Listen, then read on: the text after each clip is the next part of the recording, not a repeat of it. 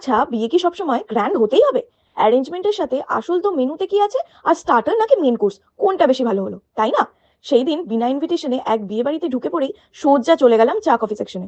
সন্ধেটা বেশ রিফ্রেশিং করে নিয়ে দই বড়া আর পাপড়ি চাট নিয়ে নিলাম, যেটা আমার খুবই ফেভারিট। সাথে স্টার্টারে মুর টিক্কা, ক্রিস্পি বেবিকর্ন, শীতের আমেজটা এক্কেবারে জমে ক্ষীর। কয়েকটা ফটো তুলে আর ব্রাইড গ্রুমকে দেখে চলে গেলাম মেন কোর্সে।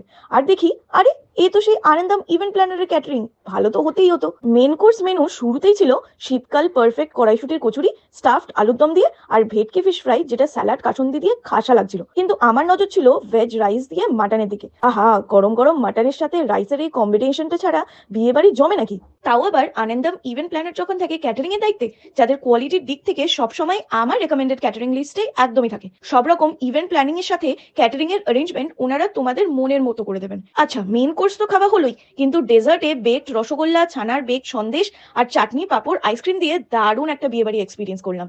তোমাদের স্পেশাল ডে এর এক্সপিরিয়েন্স যদি আমার মতো করতে চাও, দেন ডেসক্রিপশনে দেওয়া নাম্বার থেকে ওনাদের কন্ট্যাক্ট করে নাও।